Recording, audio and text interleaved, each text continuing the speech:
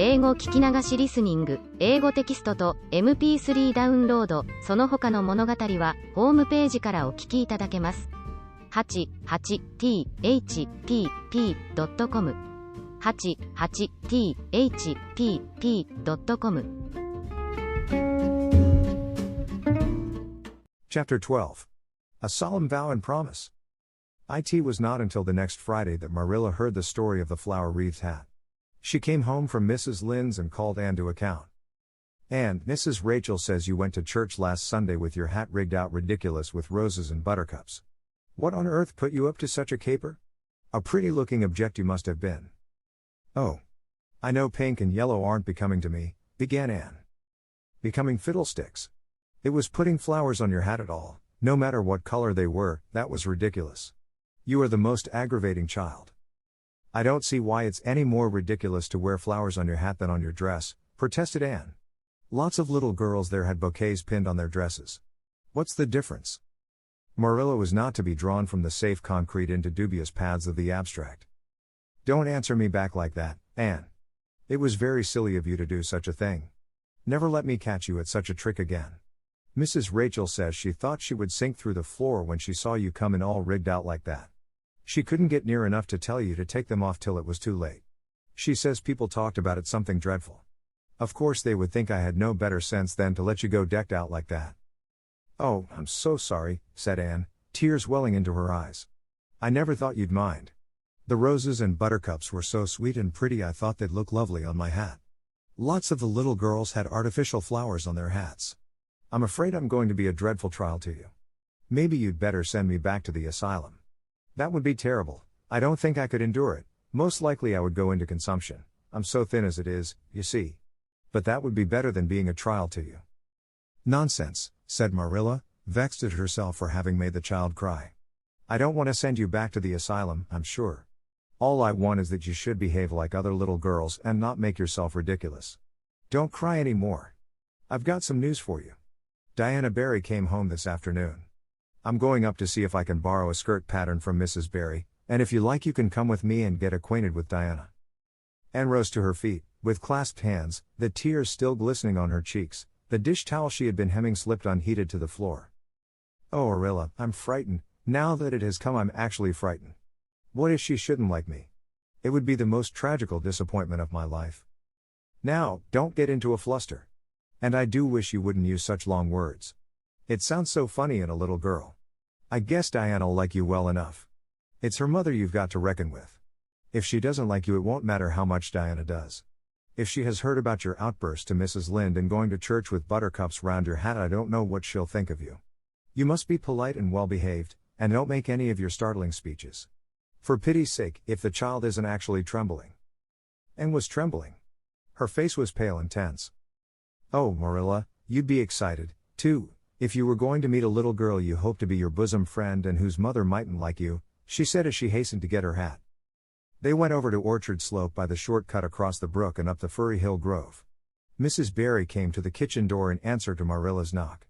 She was a tall black-eyed, black-haired woman, with a very resolute mouth. She had the reputation of being very strict with her children. "How do you do, Marilla?" she said cordially.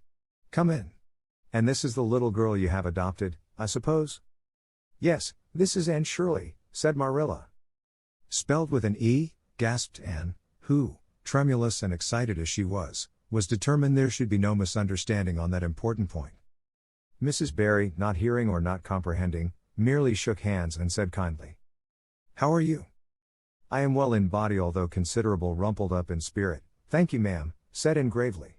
Then aside to Marilla in an audible whisper, "There wasn't anything startling in that, was there, Marilla?" Diana was sitting on the sofa, reading a book which she dropped when the callers entered. She was a very pretty little girl, with her mother's black eyes and hair, and rosy cheeks, and the merry expression which was her inheritance from her father.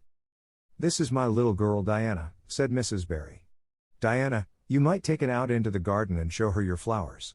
It will be better for you than straining your eyes over that book. She reads entirely too much," this to Marilla as the little girls went out, "and I can't prevent her, for her father aids and abets her. She's always poring over a book. I'm glad she has the prospect of a playmate, perhaps it will take her more out of doors." Outside in the garden, which was full of mellow sunset light streaming through the dark old firs to the west of it, stood Anne and Diana, gazing bashfully at each other over a clump of gorgeous tiger lilies. The berry garden was a bowery wilderness of flowers which would have delighted Anne's heart at any time less fraught with destiny. It was encircled by huge old willows and tall firs, beneath which flourished flowers that loved the shade.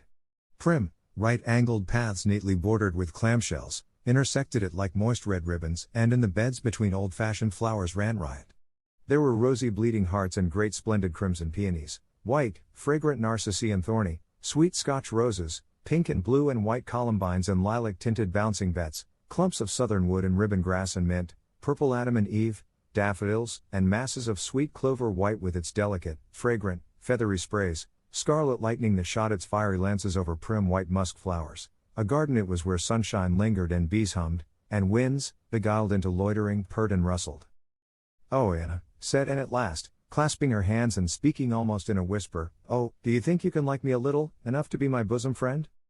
Diana laughed. Diana always laughed before she spoke. "Why, I guess so," she said frankly. "I'm awfully glad you've come to live at Green Gables. It will be jolly to have somebody to play with. There isn't any other girl who lives near enough to play with, and I've no sisters big enough." "Will you swear to be my friend forever and ever?" demanded Anne eagerly. Diana looked shocked. "Why, it's dreadfully wicked to swear," she said rebukingly. "Oh no, not my kind of swearing. There are two kinds, you know." "I never heard of but one kind," said Diana doubtfully. "There really is another." "Oh, it isn't wicked at all. It just means vowing and promising solemnly." "Well, I don't mind doing that," agreed Diana, relieved. "How do you do it?" "We must join hands, so," said Anne gravely. "It ought to be over running water. We'll just imagine this path is running water. I'll repeat the oath first. I solemnly swear to be faithful to my bosom friend, Diana Barry, as long as the sun and moon shall endure. Now you say it and put my name in." Diana repeated the oath with a laugh fore and aft. Then she said, "You're a queer girl, Anne. I heard before that you were queer. But I believe I'm going to like you real well." When Marilla and Anne went home, Diana went with them as far as the log bridge. The two little girls walked with their arms about each other. At the brook they parted with many promises to spend the next afternoon together. "Well, did you find Diana a kindred spirit?" asked Marilla as they went up through the garden of Green Gables. "Oh yes," sighed Anne, blissfully unconscious of any sarcasm on Marilla's part. "Oh Marilla, I'm the happiest girl on Prince Edward Island this very moment. I assure you I'll say my prayers with a right good will tonight. Diana and I are going to build a playhouse in Mr. William Bell's birch grove tomorrow. Can I have those broken pieces of china that are out in the woodshed? Diana's birthday is in February and mine is in March. Don't you think that is a very strange coincidence?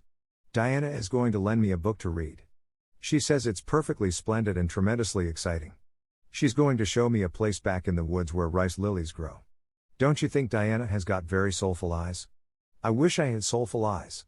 Diana is going to teach me to sing a song called Nellie in the Hazel Dell. She's going to give me a picture to put up in my room. It's a perfectly beautiful picture, she says, a lovely lady in a pale blue silk dress. A sewing machine agent gave it to her. I wish I had something to give Diana. I'm an inch taller than Diana, but she is ever so much fatter. She says she'd like to be thin because it's so much more graceful, but I'm afraid she only said it to soothe my feelings. We're going to the shore some day to gather shells. We have agreed to call the spring down by the log bridge the Dryad's Bubble. Isn't that a perfectly elegant name? I read a story once about a spring called that. A dryad is sort of a grown-up fairy, I think." "Well, all I hope is you won't talk Diana to death," said Marilla. "But remember this in all your planning, Anne. You're not going to play all the time nor most of it. You'll have your work to do and it'll have to be done first." Anne's cup of happiness was full, and Matthew caused it to overflow. He had just got home from a trip to the store at Carmody, and he sheepishly produced a small parcel from his pocket and handed it to Anne, with a deprecatory look at Marilla. "I heard you say you like chocolate sweeties, so I got you some," he said. "Humphrey," sniffed Marilla. "It'll ruin her teeth and stomach." There, child, don't look so dismal. You can eat those, since Matthew has gone and got them. He'd better have brought you peppermints. They're wholesomer. Don't sicken yourself eating all them at once now." Oh, indeed, I won't," said Anne eagerly. "I'll just eat one tonight, Marilla. And I can give Diana half of them, can't I? The other half will taste twice as sweet to me if I give some to her. It's delightful to think I have something to give her. I will say it for the child, said Marilla when Anne had gone to her gable, she isn't stingy. I'm glad, for of all faults I detest stinginess in a child. Dear me, it's only 3 weeks since she came, and it seems as if she'd been here always. I can't imagine the place without her. Now, don't be looking I told you so, Matthew. That's bad enough in a woman, but it isn't to be endured in a man. I'm perfectly willing to own up that I'm glad I consented to keep the child and that I'm getting fond of her, but don't you rub it in, Matthew Cuthbert. Chapter 13. The Delights of Anticipation. It's time Anne was in to do her sewing, said Marilla, glancing at the clock and then out into the yellow August afternoon where everything drowsed in the heat. She stayed playing with Diana more than half an hour more and I gave her leave to, and now she's perched out there on the woodpile talking to Matthew, 19 to the dozen, when she knows perfectly well she ought to be at her work. And of course he's listening to her like a perfect ninny. I never saw such an infatuated man. The more she talks and the odder the things she says, the more he's delighted evidently. And Shirley, you come right in here this minute, do you hear me? A series of staccato taps on the west window brought Anne flying in from the yard, eyes shining, cheeks faintly flushed with pink, unbraided hair streaming behind her in a torrent of brightness. Oh, Arilla, she exclaimed breathlessly, there's going to be a Sunday school picnic next week, in Mr. Harmon Andrews's field, right near the Lake of Shining Waters. And Mrs. Superintendent Bell and Mrs. Rachel Lynde are going to make ice cream, think of it, Marilla, ice cream. And, oh, Marilla, can I go to it? Just look at the clock, if you please, Anne. What time did I tell you to come in? 2 o'clock, but isn't it splendid about the picnic, Marilla? Please can I go? Oh, I've never been to a picnic, I've dreamed of picnics, but I've never. Yes, I told you to come at 2 o'clock. And it's 2:45. I'd like to know why you didn't obey me, Anne. Why, I meant to, Marilla, as much as could be. But you have no idea how fascinating Idlewild is. And then, of course, I had to tell Matthew about the picnic. Matthew is such a sympathetic listener. Please can I go? You'll have to learn to resist the fascination of idle whatever you call it. When I tell you to come in at a certain time I mean that time and not half an hour later. And you needn't stop to discourse with sympathetic listeners on your way, either. As for the picnic, of course you can go. You're a Sunday school scholar, and it's not likely I'd refuse to let you go when all the other little girls are going. But, faltered Anne, Diana says that everybody must take a basket of things to eat. I can't cook, as you know, Arilla, and I don't mind going to a picnic without puffed sleeves so much, but I'd feel terribly humiliated if I had to go without a basket. It's been preying on my mind ever since Diana told me. Well, it needn't prey any longer. I'll bake you a basket. Oh, you dear good Marilla. Oh, you are so kind to me. Oh, I'm so much obliged to you. Getting through with her o's and cast herself into Marilla's arms and rapturously kissed her sallow cheek. It was the first time in her whole life that childish lips had voluntarily touched Marilla's face. Again that sudden sensation of startling sweetness thrilled her. She was secretly vastly pleased at Anne's impulsive caress, which was probably the reason why she said brusquely, There, never mind your kissing nonsense. I'd sooner see you doing strictly as you're told. As for cooking, I mean to begin giving you lessons in that some of these days. But you're so feather-brained, Anne, I've been waiting to see if you'd sober down a little and learn to be steady before I begin. You've got to keep your wits about you in cooking and not stop in the middle of things to let your thoughts rove all over creation. Now, get out your patchwork and have your square done before tea time. I do not like patchwork, said Anne dolefully, hunting out her workbasket and sitting down before a little heap of red and white diamonds with a sigh. I think some kinds of sewing would be nice, but there's no scope for imagination in patchwork. It's just one little seam after another and you never seem to be getting anywhere. But of course I'd rather be Anne of Green Gables sewing patchwork than Anne of any other place with nothing to do but play. I wish time went as quick sewing patches as it does when I'm playing with Diana, though. Oh, we do have such elegant times, Marilla. I have to furnish most of the imagination, but I'm well able to do that. Diana is simply perfect in every other way. You know that little piece of land across the brook that runs up between our farm and Mr. Barry's? It belongs to Mr. William Bell, and right in the corner there is a little ring of white birch trees, the most romantic spot, Marilla. Diana and I have our playhouse there. We call it Idlewild. Isn't that a poetical name? I assure you it took me some time to think it out. I stayed awake nearly a whole night before I invented it. Then, just as I was dropping off to sleep, it came like an inspiration. Diana was enraptured when she heard it. We have got our house fixed up elegantly. You must come and see it, Marilla, won't you? We have great big stones, all covered with moss, for seats, and boards from tree to tree for shelves. And we have all our dishes on them.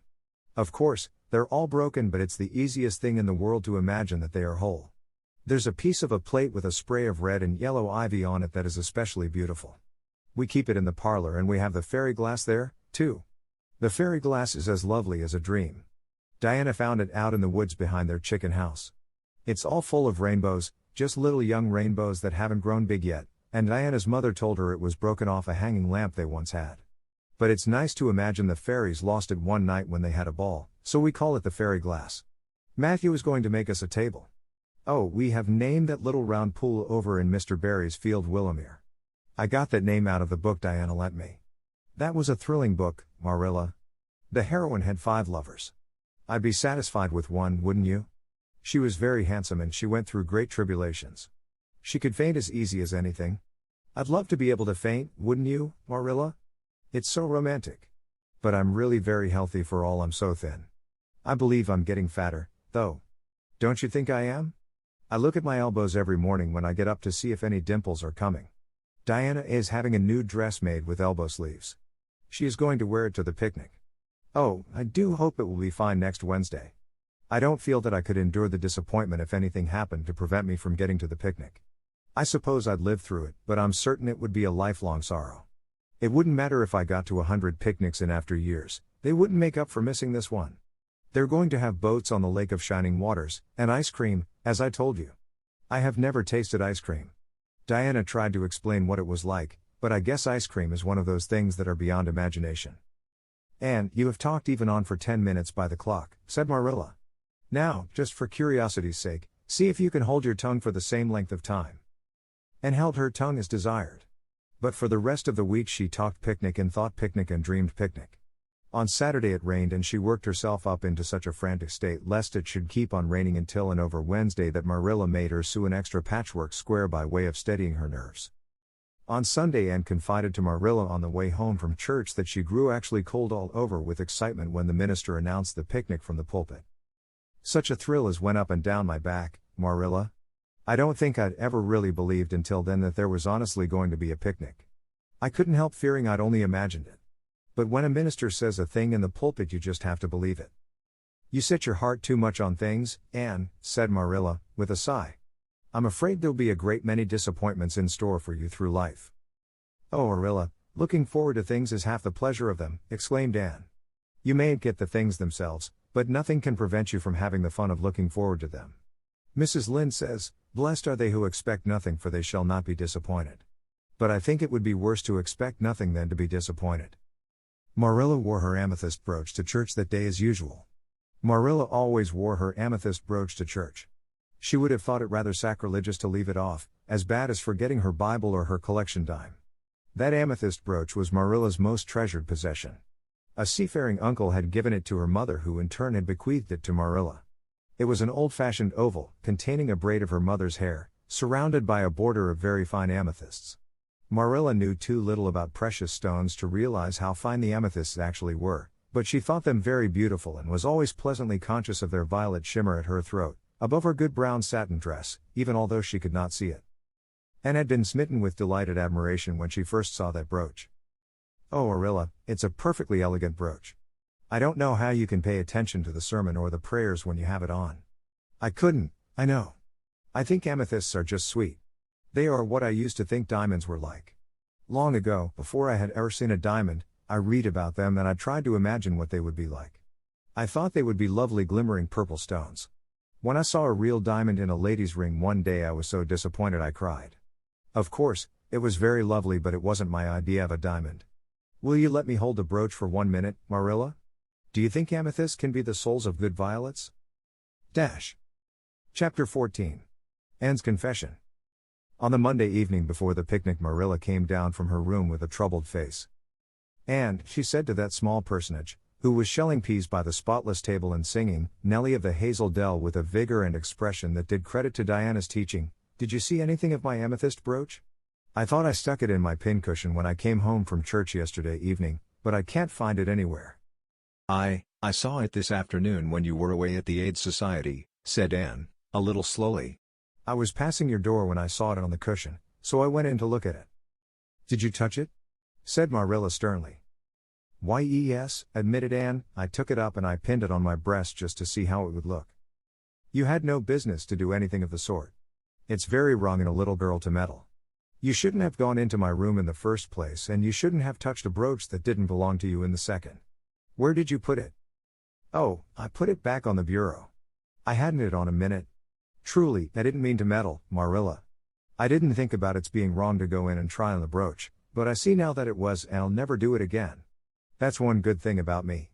I never do the same naughty thing twice. You didn't put it back, said Marilla.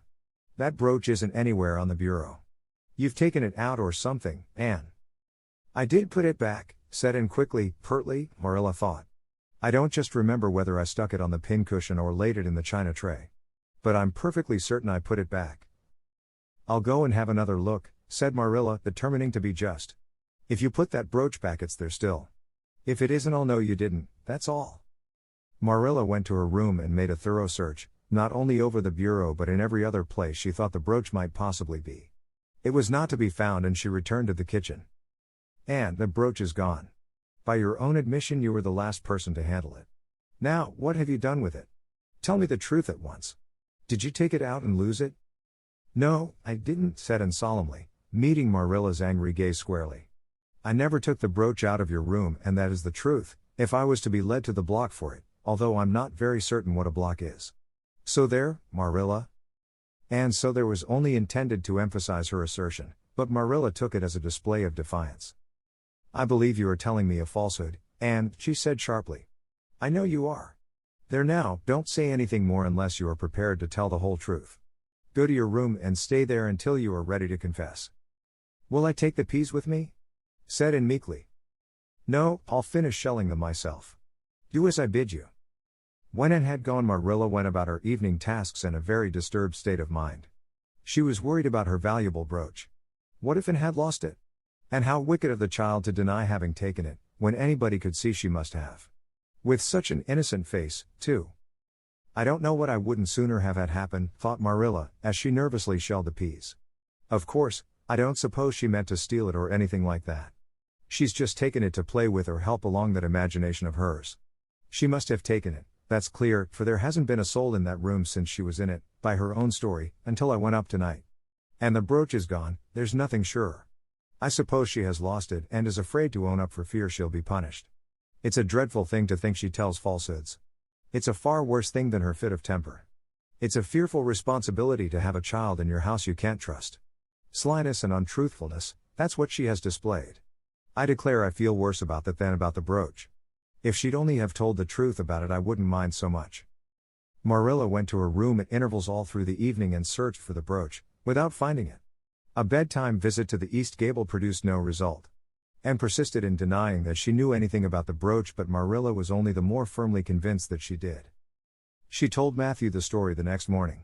Matthew was confounded and puzzled. He could not so quickly lose faith in Anne, but he had to admit that circumstances were against her. You're sure it hasn't fell down behind the bureau? Was the only suggestion he could offer.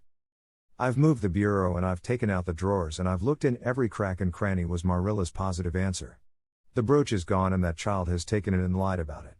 That's the plain, ugly truth, Matthew Cuthbert, and we might as well look it in the face. Well now, what are you going to do about it? Matthew asked forlornly, feeling secretly thankful that Marilla and not he had to deal with the situation. He felt no desire to put his oar in this time. She'll stay in her room until she confesses, said Marilla grimly, remembering the success of this method in the former case. Then we'll see. Perhaps we'll be able to find the brooch if she'll only tell where she took it, but in any case she'll have to be severely punished, Matthew. Well now, you'll have to punish her, said Matthew, reaching for his hat. I've nothing to do with it, remember. You warned me off yourself. Marilla felt deserted by everyone. She could not even go to Mrs. Lynde for advice. She went up to the East Gable with a very serious face and left it with a face more serious still. And steadfastly refused to confess. She persisted in asserting that she had not taken the brooch. The child had evidently been crying and Marilla felt a pang of pity which she sternly repressed. By night she was, as she expressed it, beat out. You'll stay in this room until you confess, Anne. You can make up your mind to that, she said firmly. But the picnic is tomorrow, Marilla, cried Anne. You won't keep me from going to that, will you? You'll just let me out for the afternoon, won't you? Then I'll stay here as long as you like afterwards cheerfully. But I must go to the picnic. You'll not go to picnics nor anywhere else until you've confessed, Anne. Oh, Marilla, gasped Anne. But Marilla had gone out and shut the door.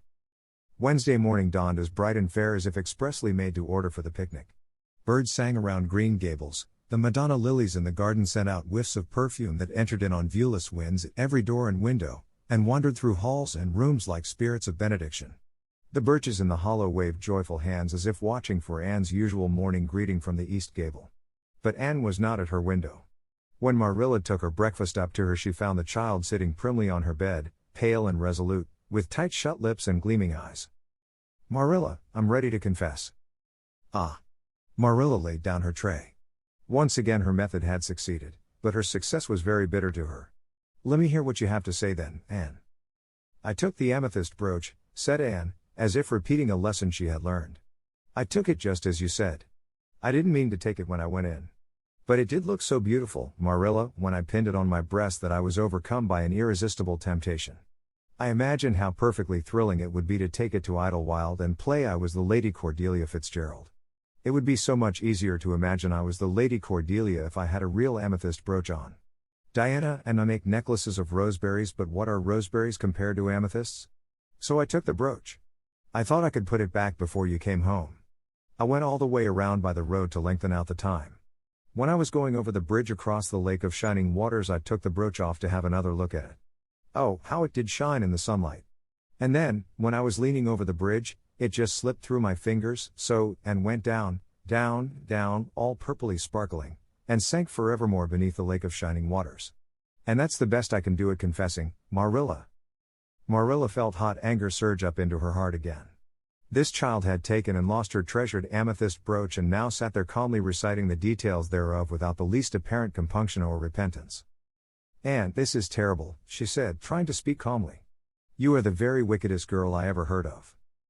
Yes, I suppose I am, agreed Anne tranquilly. And I know I'll have to be punished. It'll be your duty to punish me, Marilla. Won't you please get it over right off, because I'd like to go to the picnic with nothing on my mind. Picnic, indeed. You'll go to no picnic today, and surely that shall be your punishment. And it isn't half severe enough either for what you've done. Not go to the picnic.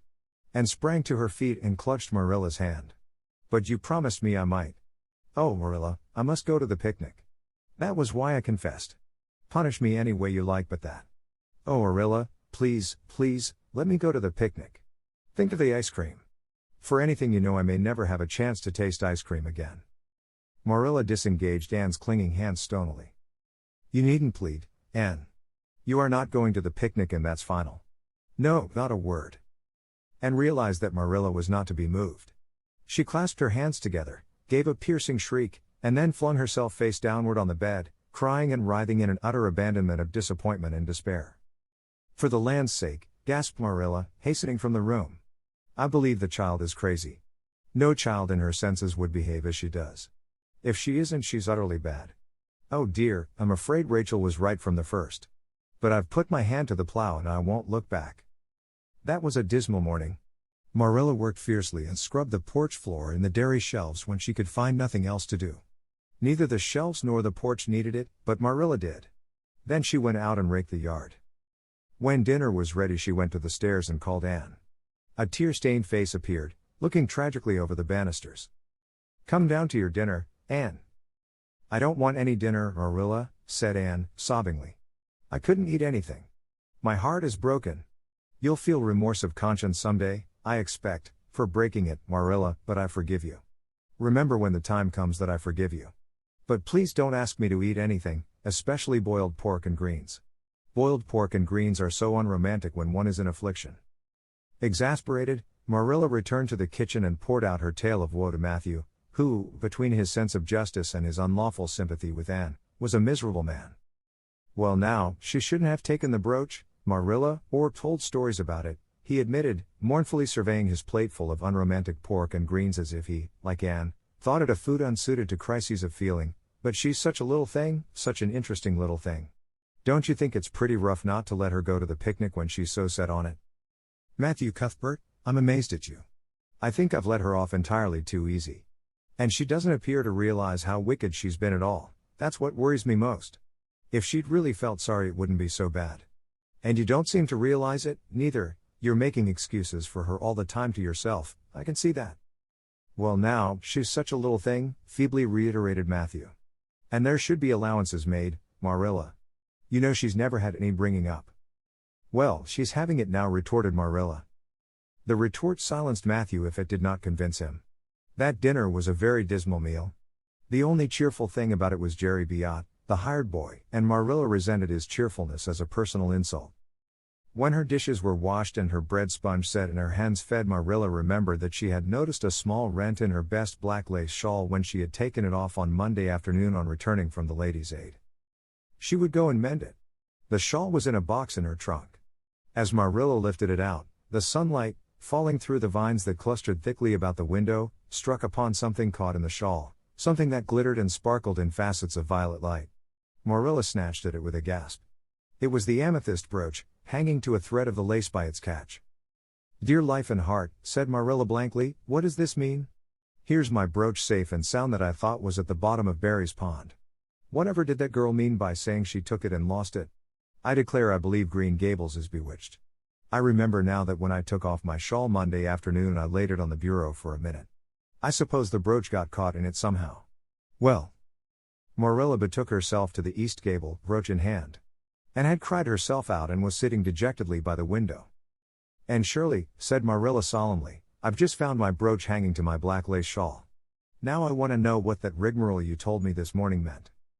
Why, you said you'd keep me here until I confessed, returned Anne wearily, and so I decided to confess because I was bound to get to the picnic. I thought out a confession last night after I went to bed and made it as interesting as I could. And I said it over and over so that I wouldn't forget it. But you wouldn't let me go to the picnic after all, so all my trouble was wasted. Marilla had to laugh in spite of herself. But her conscience pricked her. Anne, you do beat all. But I was wrong, I see that now. I shouldn't have doubted your word when I'd never known you to tell a story. Of course, it wasn't right for you to confess to a thing you hadn't done, it was very wrong to do so. But I drove you to it. So if you'll forgive me, Anne, I'll forgive you and we'll start square again. And now get yourself ready for the picnic. And flew up like a rocket. Oh Marilla, isn't it too late? No, it's only 2 o'clock. They won't be more than well gathered yet and it'll be an hour before they have tea. Wash your face and comb your hair and put on your gingham. I'll fill a basket for you. There's plenty of stuff baked in the house. And I'll get Jerry to hitch up the sorrel and drive you down to the picnic ground. Oh Marilla, exclaimed Anne, flying to the washstand. 5 minutes ago I was so miserable I was wishing I'd never been born and now I wouldn't change places with an angel. That night a thoroughly happy, completely tired out and returned to Green Gables in a state of beatification impossible to describe. Oh Marilla, I've had a perfectly scrumptious time. Scrumptious is a new word I learned today. I heard Mary Alice Bell use it. Isn't it very expressive? Everything was lovely. We had a splendid tea and then Mr. Harmon Andrews took us all for a row on the Lake of Shining Waters, 6 of us at a time. And Jane Andrews nearly fell overboard. She was leaning out to pick water lilies and if Mr. Andrews hadn't caught her by her sash just in the nick of time she'd fallen in and probably been drowned. I wish it had been me. It would have been such a romantic experience to have been nearly drowned. It would be such a thrilling tale to tell. And we had the ice cream. Words fail me to describe that ice cream. Marilla, I assure you it was sublime. That evening Marilla told the whole story to Matthew over her stocking basket. I'm willing to own up that I made a mistake, she concluded candidly, but I've learned a lesson. I have to laugh when I think of Anne's confession, although I suppose I shouldn't for it really was a falsehood. But it doesn't seem as bad as the other would have been, somehow, and anyhow I'm responsible for it. That child is hard to understand in some respects. But I believe she'll turn out all right yet. And there's one thing certain, no house will ever be dull that she's in. Chapter 15. A Tempest in the School Teapot. What a splendid day, said Anne, drawing a long breath. Isn't it good just to be alive on a day like this? I pity the people who aren't born yet for missing it. They may have good days, of course, but they can never have this one. And it's splendider still to have such a lovely way to go to school by, isn't it? It's a lot nicer than going round by the road, that is so dusty and hot, said Diana practically, peeping into her dinner basket and mentally calculating if the 3 juicy, toothsome, raspberry tarts reposing there were divided among 10 girls how many bites each girl would have. The little girls of Avonlea School always pooled their lunches, and to eat 3 raspberry tarts all alone or even to share them only with one's best chum would have forever and ever branded as awful mean the girl who did it. And yet, when the tarts were divided among 10 girls you just got enough to tantalize you. The way Anne and Diana went to school was a pretty one. Anne thought those walks to and from school with Diana couldn't be improved upon even by imagination. Going around by the main road would have been so unromantic, but to go by Lover's Lane and Willowmere and Violet Vale and the Birch Path was romantic, if ever anything was. Lover's Lane opened out below the orchard at Green Gables and stretched far up into the woods to the end of the Cuthbert farm. It was the way by which the cows were taken to the back pasture and they would halt home in winter. Anne had named it Lover's Lane before she had been a month at Green Gables. Not that lovers ever really walked there, she explained to Marilla, but Diana and I are reading a perfectly magnificent book and there's a Lover's Lane in it. So we want to have one, too. And it's a very pretty name, don't you think? So romantic. We can't imagine the lovers into it, you know. I like that lane because you can think out loud there without people calling you crazy. Anne, starting out alone in the morning, went down Lover's Lane as far as the brook. Here Diana met her, and the 2 little girls went on up the lane under the leafy arch of maples. Maples are such sociable trees, said Anne, they're always rustling and whispering to you until they came to a rustic bridge. Then they left the lane and walked through Mr. Barry's back field and past Willowmere. Beyond Willowmere came Violet Vale, a little green dimple in the shadow of Mr. Andrew Bell's big woods. Of course there are no violets there now, Anne told Marilla, but Diana says there are millions of them in spring. Oh Marilla, can't you just imagine you see them? It actually takes away my breath. I named it Violet Vale. Diana says she never saw the beat of me for hitting on fancy names for places. It's nice to be clever at something, isn't it? But Diana named the Birch Path. She wanted to, so I let her, but I'm sure I could have found something more poetical than plain Birch Path. Anybody can think of a name like that. But the Birch Path is one of the prettiest places in the world, Marilla. It was. Other people besides Anne thought so when they stumbled on it. It was a little narrow, twisting path, winding down over a long hill straight through Mr. Bell's woods, where the light came down sifted through so many emerald screens that it was as flawless as the heart of a diamond. It was fringed in all its length with slim young birches, white-stemmed and lissom-boughed, ferns and starflowers and wild lilies of the valley and scarlet tufts of pigeonberries grew thickly along it, and always there was a delightful spiciness in the air and music of bird calls and the murmur and laugh of woodwinds in the trees overhead. Now and then you might see a rabbit skipping across the road if you were quiet, which, with Anne and Diana, happened about once in a blue moon. Down in the valley the path came out to the main road and then it was just up the spruce hill to the school. The Avonlea School was a whitewashed building, low in the eaves and wide in the windows, furnished inside with comfortable substantial old-fashioned desks that opened and shut, and were carved all over their lids with the initials and hieroglyphics of 3 generations of school children. The schoolhouse was set back from the road and behind it was a dusky fir wood and a brook where all the children put their bottles of milk in the morning to keep cool and sweet until dinner hour. Marilla had seen Anne start off to school on the first day of September with many secret misgivings. Anne was such an odd girl. How would she get on with the other children? And how on earth would she ever manage to hold her tongue during school hours? Things went better than Marilla feared, however. Anne came home that evening in high spirits. I think I'm going to like school here, she announced. I don't think much of the master, through. He's all the time curling his mustache and making eyes at Prissy Andrews. Prissy is grown up, you know.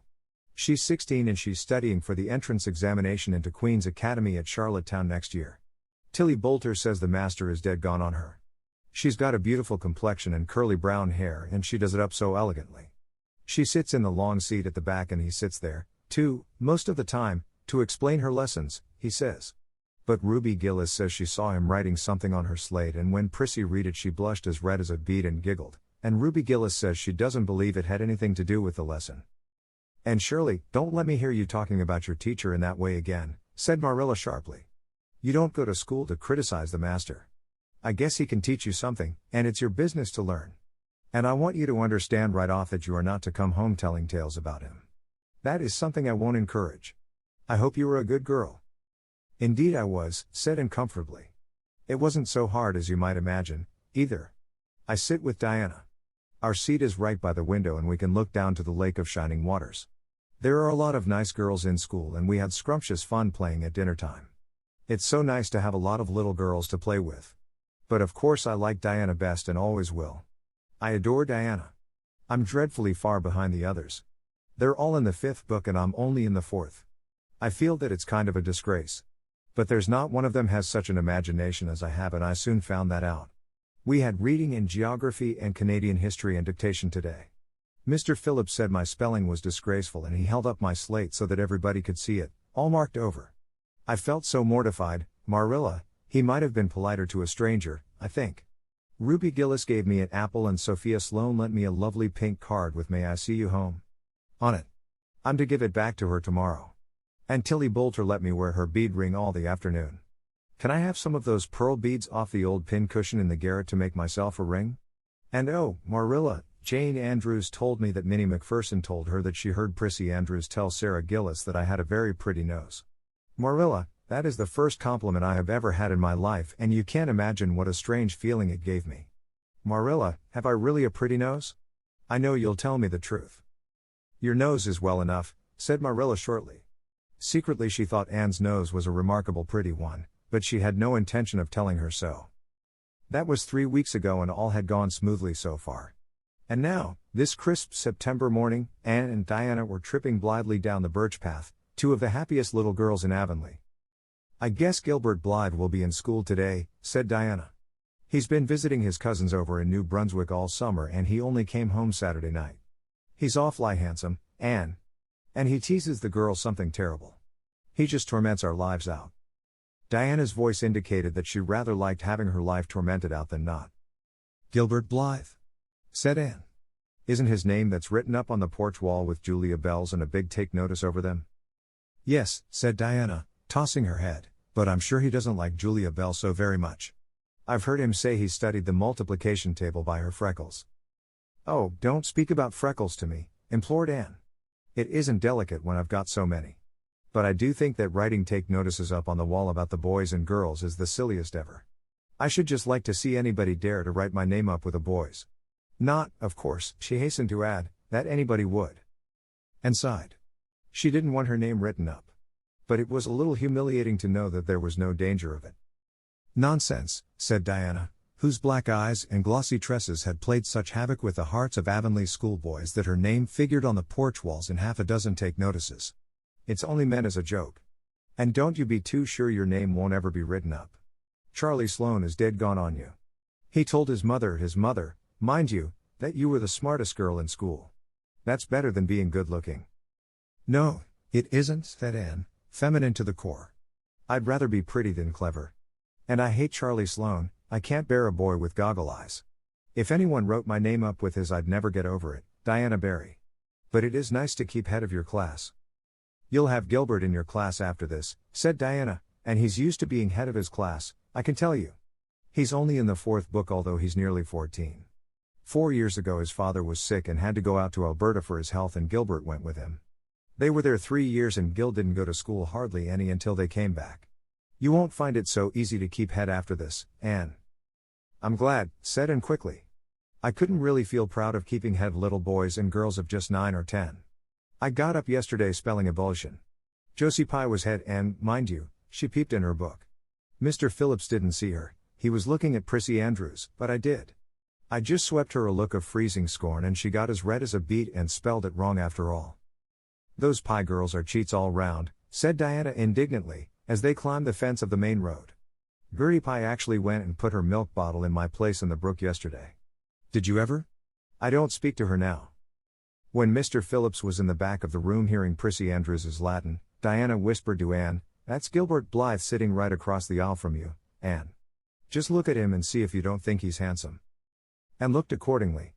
She had a good chance to do so, for the said Gilbert Blythe was absorbed in stealthily pinning the long yellow braid of Ruby Gillis, who sat in front of him, to the back of her seat. He was a tall boy, with curly brown hair, roguish hazel eyes, and a mouth twisted into a teasing smile.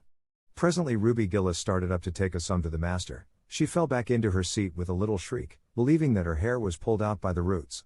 Everybody looked at her and Mr. Phillips glared so sternly that Ruby began to cry. Gilbert had whisked the pin out of sight and was studying his history with the soberest face in the world, but when the commotion subsided he looked at Anne and winked with inexpressible drollery. I think your Gilbert Blythe is handsome, confided Anne to Diana, But I think he's very bold. It isn't good manners to wink at a strange girl. But it was not until the afternoon that things really began to happen. Mr. Phillips was back in the corner explaining a problem in algebra to Prissy Andrews, and the rest of the scholars were doing pretty much as they pleased, eating green apples, whispering, drawing pictures on their slates, and driving crickets harnessed to strings, up and down aisle. Gilbert Blythe was trying to make Anne Shirley look at him and failing utterly, because Anne was at that moment totally oblivious not only to the very existence of Gilbert Blythe, but of every other scholar in Avonlea School itself. With her chin propped on her hands and her eyes fixed on the blue glimpse of the lake of shining waters that the west window afforded, she was far away in a gorgeous dreamland, hearing and seeing nothing save her own wonderful visions. Gilbert Blythe wasn't used to putting himself out to make a girl look at him and meeting with failure. She should look at him, that red-haired Shirley girl with the little pointed chin and the big eyes that weren't like the eyes of any other girl in Avonlea School. Gilbert reached across the aisle, picked up the end of Anne's long red braid, held it out at arm's length and said in a piercing whisper, "Carrots. Carrots." Then Anne looked at him with a vengeance. She did more than look. She sprang to her feet, her bright fancies fallen into cureless ruin. She flashed one indignant glance at Gilbert from eyes whose angry sparkle was swiftly quenched in equally angry tears. "You mean, hateful boy," she exclaimed passionately. "How dare you?" And then, thwack! Anne had brought her slate down on Gilbert's head and cracked it, slate not head, clear across. Avonlea School always enjoyed a scene. This was an especially enjoyable one. Everybody said oh in horrified delight. Diana gasped. Ruby Gillis, who was inclined to be hysterical, began to cry. Tommy Sloane let his team of crickets escape him altogether while he stared open-mouthed at the tableau. Mr. Phillips stalked down the aisle and laid his hand heavily on Anne's shoulder. "Anne Shirley, what does this mean?" he said angrily. And returned no answer. It was asking too much of flesh and blood to expect her to tell before the whole school that she had been called carrots. Gilbert it was who spoke up stoutly. "It was my fault, Mr. Phillips. I teased her." Mr. Phillips paid no heed to Gilbert. "I am sorry to see a pupil of mine displaying such a temper and such a vindictive spirit," he said in a solemn tone, as if the mere fact of being a pupil of his ought to root out all evil passions from the hearts of small imperfect mortals. "Anne, go and stand on the platform in front of the blackboard for the rest of the afternoon." Anne would have infinitely preferred a whipping to this punishment, under which her sensitive spirit quivered as from a whiplash. With a white, set face she obeyed.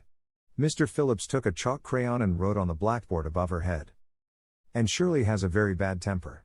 Anne Shirley must learn to control her temper, and then read it out loud so that even the primer class, who couldn't read writing, should understand it." And stood there the rest of the afternoon with that legend above her. She did not cry or hang her head. Anger was still too hot in her heart for that, and it sustained her amid all her agony of humiliation. With resentful eyes and passion-red cheeks she confronted alike Diana's sympathetic gaze and Charlie Sloane's indignant nods and Josie Pye's malicious smiles. As for Gilbert Blythe, she would not even look at him. She would never look at him again. She would never speak to him. When school was dismissed and marched out with her red head held high, Gilbert Blythe tried to intercept her at the porch door. "I'm awfully sorry I made fun of your hair, Anne," he whispered contritely. "Honest I am. Don't be mad for keeps, now." Anne swept by disdainfully, without look or sign of hearing. "Oh, how could you, Anne?" breathed Diana as they went down the road, half reproachfully, half admiringly. Diana felt that she could never have resisted Gilbert's plea. "I shall never forgive Gilbert Blythe," said Anne firmly. "And Mr. Phillips spelled my name without an E, too. The iron has entered into my soul, Diana." Diana hadn't the least idea what Anne meant, but she understood it was something terrible. "You mustn't mind Gilbert making fun of your hair," she said soothingly. "Why, he makes fun of all the girls. He laughs at mine because it's so black. He's called me a crow a dozen times, and I never heard him apologize for anything before, either." "There's a great deal of difference between being called a crow and being called carrots," said Anne with dignity. "Gilbert Blythe has hurt my feelings excruciatingly, Diana. It is possible the matter might have blown over without more excruciation if nothing else had happened. But when things begin to happen they are apt to keep on." Avonlea scholars often spent noon hour picking gum in Mr. Bell's spruce grove over the hill and across his big pasture field. From there they could keep an eye on Eben Wright's house, where the master boarded. When they saw Mr. Phillips emerging therefrom they ran for the schoolhouse, but the distance being about 3 times longer than Mr. Wright's lane they were very apt to arrive there, breathless and gasping, some 3 minutes too late. On the following day, Mr. Phillips was seized with one of his spasmodic fits of reform and announced before going home to dinner that he should expect to find all the scholars in their seats when he returned. Anyone who came in late would be punished. All the boys and some of the girls went to Mr. Bell's spruce grove as usual, fully intending to stay only long enough to pick a chew. But spruce groves are seductive and yellow nuts of gum beguiling. They picked and loitered and strayed, and as usual the first thing that recalled them to a sense of the flight of time was Jimmy Glover shouting from the top of a patriarchal old spruce master's coming. The girls who were on the ground started first and managed to reach the schoolhouse in time, but without a second to spare. The boys, who had to wriggle hastily down from the trees, were later, and Anne, who had not been picking gum at all but was wandering happily in the far end of the grove, waist deep among the bracken, singing softly to herself, with a wreath of rice lilies on her hair as if she were some wild divinity of the shadowy places, was latest of all. And could run like a deer. However, run she did, with the impish result that she overtook the boys at the door and was swept into the schoolhouse among them just as Mr. Phillips was in the act of hanging up his hat. Mr. Phillips's brief reforming energy was over. He didn't want the bother of punishing a dozen pupils, but it was necessary to do something to save his word, so he looked about for a scapegoat and found it in Anne, who had dropped into her seat, gasping for breath, with a forgotten lily wreath hanging askew over one ear and giving her a particularly rakish and disheveled appearance. "And surely, since you seem to be so fond of the boys' company, we shall indulge your taste for it this afternoon," he said sarcastically.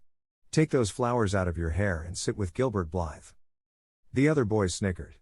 Diana, turning pale with pity, plucked the wreath from Anne's hair and squeezed her hand. And stared at the master as if turned to stone.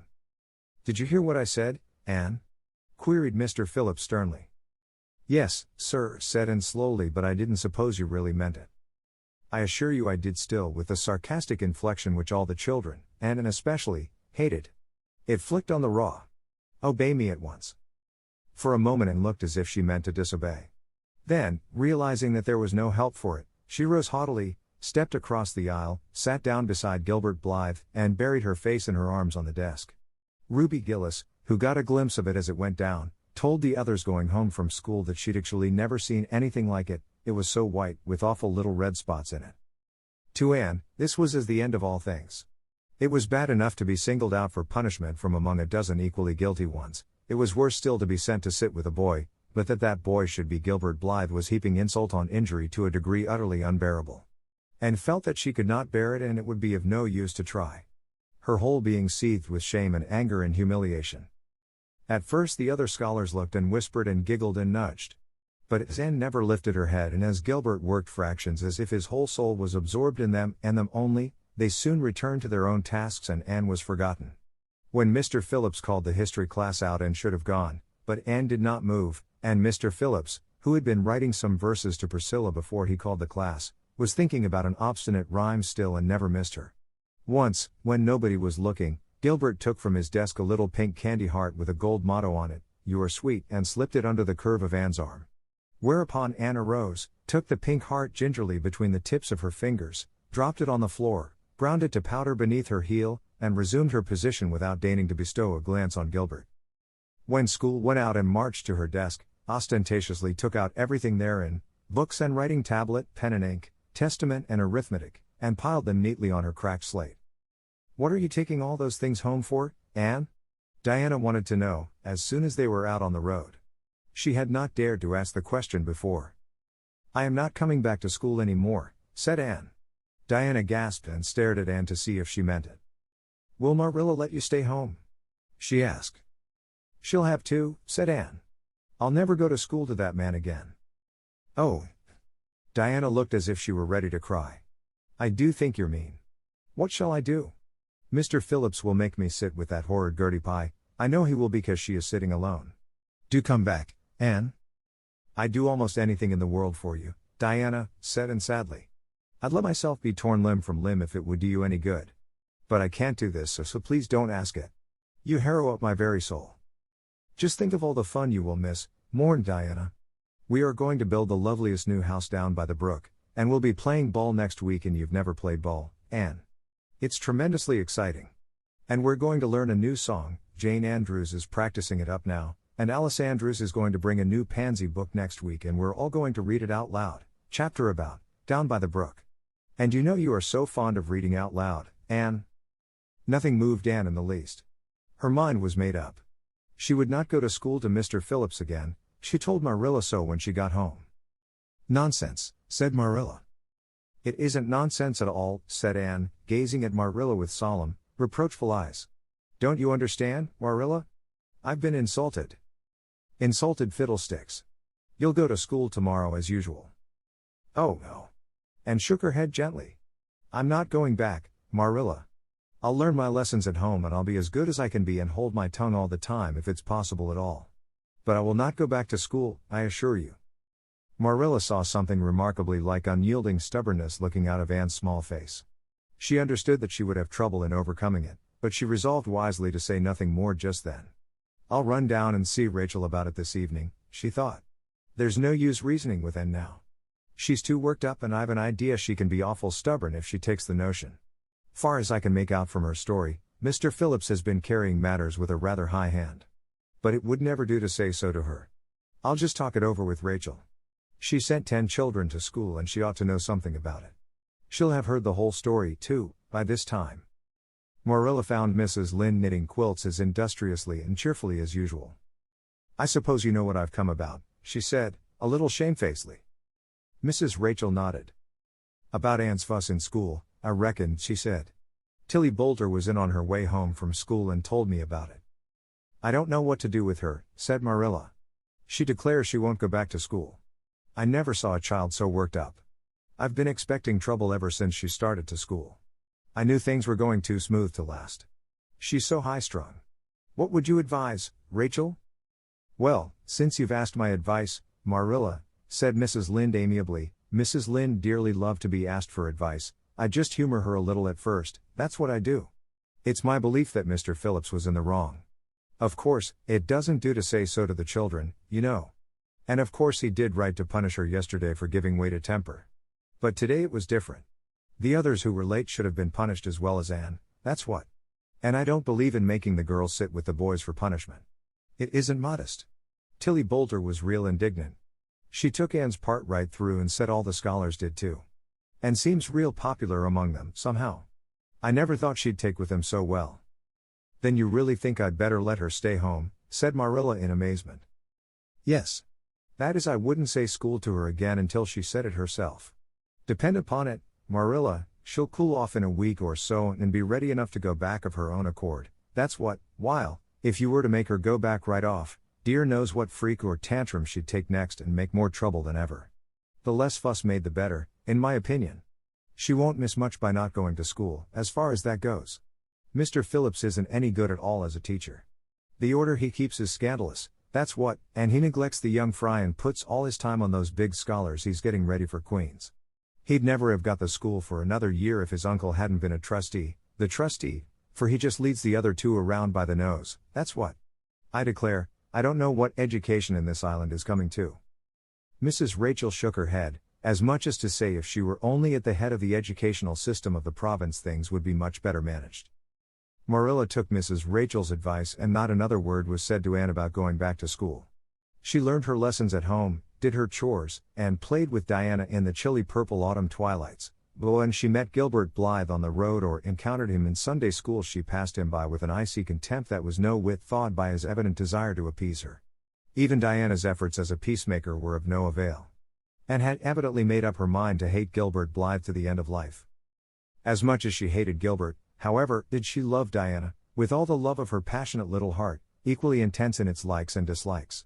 One evening Marilla, coming in from the orchard with a basket of apples, found Anne sitting along by the east window in the twilight, crying bitterly. "Whatever's the matter now, Anne?" she asked. "It's about Diana," sobbed Anne luxuriously. "I love Diana so, Marilla. I cannot ever live without her. But I know very well when we grow up that Diana will get married and go away and leave me. And oh, what shall I do? I hate her husband, I just hate him furiously. I've been imagining it all out, the wedding and everything, Diana dressed in snowy garments, with a veil, and looking as beautiful and regal as a queen, and me the bridesmaid, with a lovely dress too, and puffed sleeves, but with a breaking heart hid beneath my smiling face. And then bidding Diana goodbye here and broke down entirely and wept with increasing bitterness." Marilla turned quickly away to hide her twitching face, but it was no use, She collapsed on the nearest chair and burst into such a hearty and unusual peal of laughter that Matthew, crossing the yard outside, halted in amazement. When had he heard Marilla laugh like that before? Well, and surely, said Marilla as soon as she could speak, if you must borrow trouble, for pity's sake borrow it handier home. I should think you had an imagination, sure enough.